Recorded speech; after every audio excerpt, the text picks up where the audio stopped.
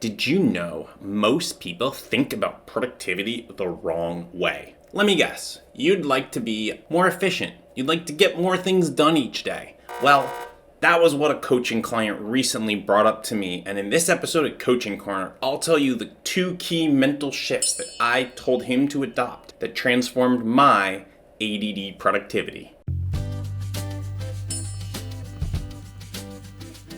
Welcome to Hidden ADD and my new series, Coaching Corner. Why do I always do that weird dance? So a coaching client recently said to me, Aron, I'm struggling to be productive. When I asked him to elaborate, I heard one of the most common and insidious mistakes that I see around productivity. He said his definition was to be really efficient. He said, Aron, you don't get it. Some days I achieve it. I just roll through my to-do list. I get all this stuff done. I'm just super efficient and effective. In 8-10 hours, I just buzz through it. And then the next day or the day after, I'm just useless. And this frustrating seesaw of really efficient, really inefficient, really efficient, really inefficient kind of eats away at my confidence. And it also makes it really hard for me to predict with any accuracy what I can actually get done in a week, because I don't really know how all the days are gonna go. He was doing what I would call flatline productivity. Unfortunately,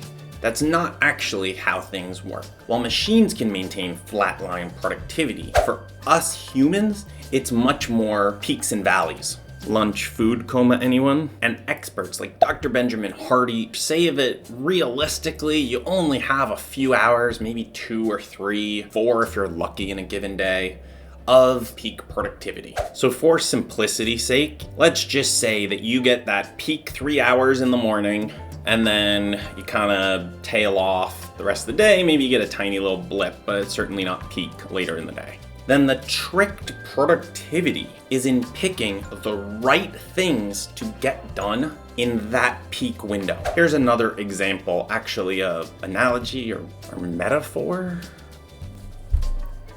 Illustration. You have a warehouse, and it has 10,000 individual surfboards in it, as well as one wrapped pallet of gold bars that you can't unwrap.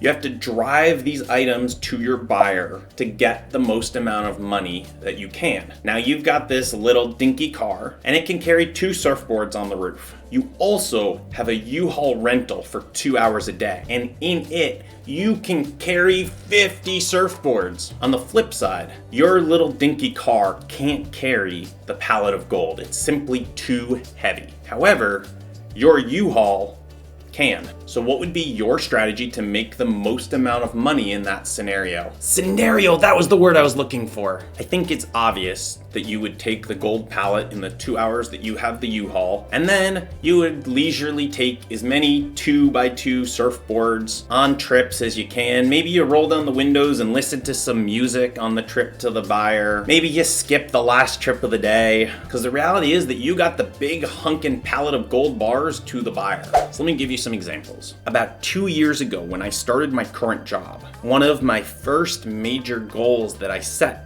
with my manager was that I was going to create a comprehensive playbook for my brand new change management team. So for a few months, that was my top priority. And so very often, one of my main outputs in my 2 hours of peak productivity time was to create the content for this playbook. I chose that work because I knew it was requiring the most mental focus and effort and creativity and all of that. Importantly, there was a lot of things that I wouldn't do in peak time, even if they were on the playbook. I wouldn't spend time on reformatting and realigning and trying out different colors of things. Why?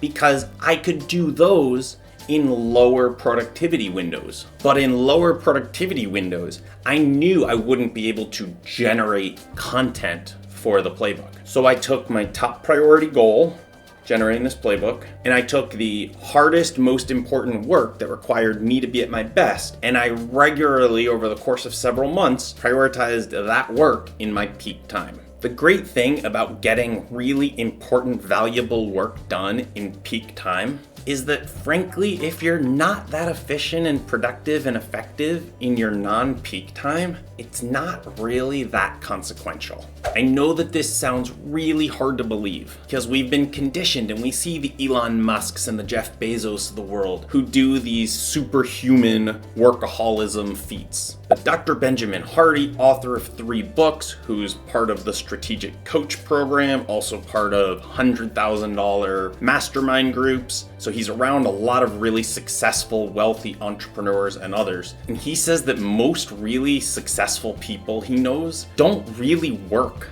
that much. They simply follow the U-Haul strategy of making sure that they get the most important things done each day, a few, 1, 2, maybe 3 key high priority things. And then maybe they drive a few surfboards, maybe they take 1 trip, maybe they got the windows down, maybe they take the scenic route. But the reality is that the minutia of life finds a way to get done or to reveal itself as not that important. You'll find time to respond to email. You'll find time to do that online shopping and research that you've wanted to do. But your most important, valuable work that you are going to make the most amount of income from requires you at your best. And you are only at your best mentally, clarity-wise, focus-wise, creativity for a fraction of the day. So as I said earlier, don't believe me on that point, just test it out for yourself. In your 2 hours of peak time, take your gold bar palette. And then if you think you've got peak energy throughout the day, go and try to take another gold bar palette and another. Eventually what you'll see is that you run out of steam. Even if you can do it one day, you'll be useless the next day.